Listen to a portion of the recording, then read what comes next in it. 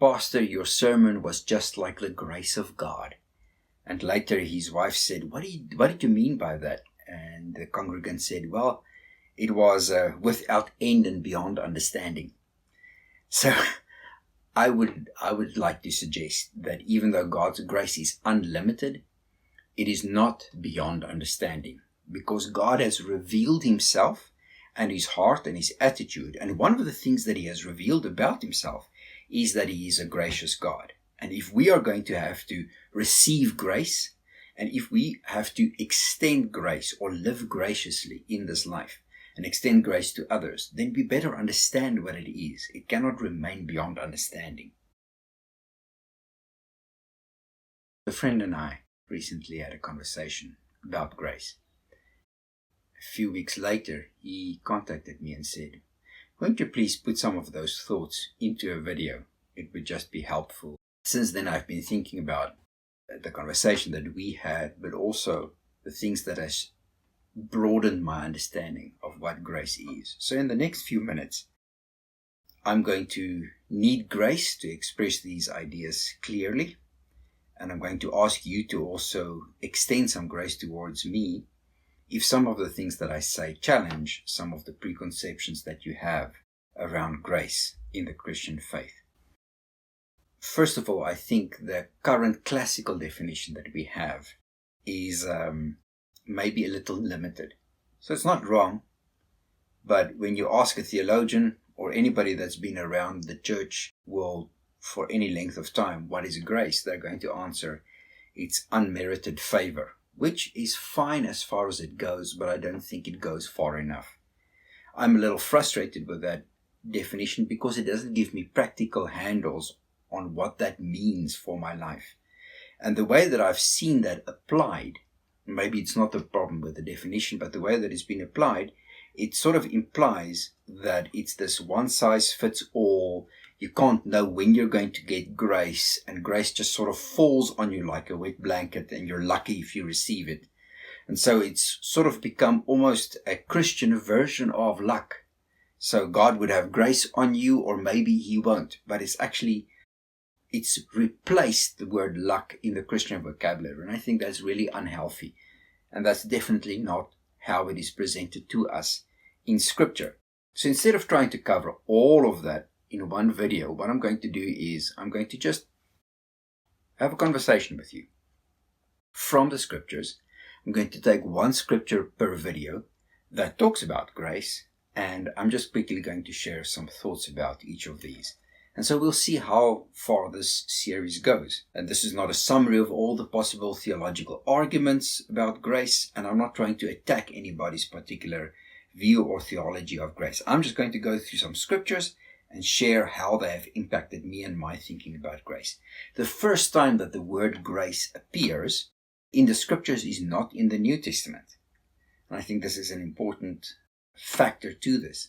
The New Testament, of course, is written in Greek, not in Hebrew, but it's not the introduction of the concept of grace. The concept of grace is all throughout the scriptures, but the first time that it is mentioned explicitly, where the word is actually used, is in Genesis 6. It's in the Noah story, and I'm going to very quickly read that one verse, but we're going to talk about the context in which this is said. So, Noah, however, found favor or found grace with the Lord, or the older translations that are more literal would say, Noah found grace in the eyes of the Lord. So the context is that God had looked at the earth and found that it had become completely sinful. The few verses before Genesis 6 verse 8 are actually some of the saddest verses in all of the scriptures, because in it, it says that God saw that all the thoughts of man's heart were only evil continually. In response to that, it says that God regretted that he had made man. So God determined to destroy all life on earth, including all humankind, and yet one person received grace in the eyes of the Lord. And it makes it sound as if that's where you stop reading.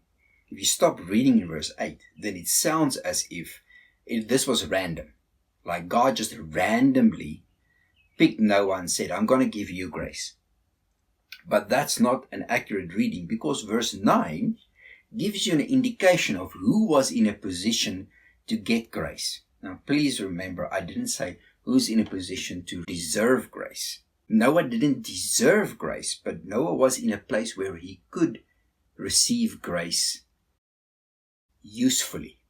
Because verse 9 says, Noah was a righteous man, blameless among his contemporaries, or the older translations would say in his generation. So Noah was an exceptional person. He was righteous. Now, if you read that from a New Testament sort of traditional Protestant theological viewpoint, that's going to create problems for you. Because how could Noah be righteous when the rest of Scripture tells us that there is no one righteous, no, not even one? And yet here in Genesis 6 verse 9 it says that Noah was a righteous man. This does not say that Noah was sinless. This does not say that Noah was without mistake or fault. And later in the story we see that as well as Noah did with the grace that he was given, he did have some flaws. He had some problems. So I think when the Scripture calls you righteous, it means that his desire was to live right before God. Now, was all his sins automatically forgiven? No. But Noah sought righteousness. He had a desire for righteousness, and he was following that as far as he knew how. And what is also left out is that Noah grew up in a family that feared God. His grandfather was Methuselah. His great-grandfather was Enoch. So Enoch was the man that walked with God. And in the year that his son, Methuselah, was born, that is the year that it says that from that time on, he walked with God. So he lived until a certain age. Then he had a son. He named his son Methuselah. And then he walked with God. And then God took him. So he's a person that didn't physically die. God took him. But the year that he started to walk with God was the year that he had a son. And Methuselah means when he dies, it will happen. So if you do the math, if you go back one chapter into Genesis 5, you'll find that Methuselah lived from that year that his father Enoch started to walk with God. He was born that year, and the year that Methuselah died, the flood happened. The that was going to happen in the year that Methuselah died was the flood. Methuselah's grandson was Noah. So Noah knew that God was going to judge the earth. Noah was in a place where he could receive grace. So the first thing I think that challenges our traditional concepts of grace is that the first instance where grace is explicitly mentioned, it is to a man that was already righteous. So this is not about receiving righteousness as payment. It is free. It is God gave Noah an opportunity that he did not deserve. Even though Noah was trying to live righteously, there was nothing that says that all his sins were magically forgiven the moment that he received grace. The grace that Noah received was God gave Noah an opportunity to be the one through whom the human race would continue despite God's judgment.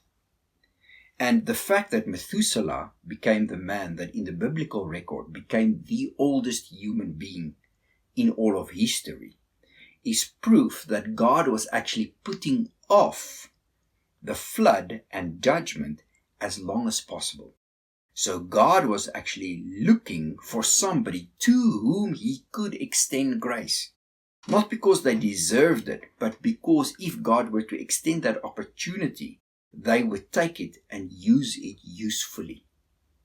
And so my definition of grace, and I'll return to this in future videos, is grace is an opportunity or an ability that is extended to you even though you don't deserve it. But if you take this definition, which is maybe an expansion of the traditional definition, I don't want to say it's contrary. Yes, it is unmerited favor. But if we think about grace as an opportunity or an ability that is given to you without you having deserved it, being unmerited, then it suddenly becomes something that I can do something useful with.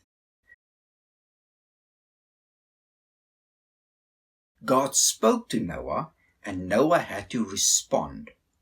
So God gave Noah instruction, but Noah had a choice to believe God's instruction, to follow God's instruction, and do something with this opportunity. God was completely capable of creating an ark out of nothing, or building the ark and then just letting Noah move into the ark. God was completely capable of doing it that way. And yet what God did was he spoke to Noah. He gave him an opportunity. He gave Noah the plans for the ark. He enabled Noah and his sons to be able to complete the task.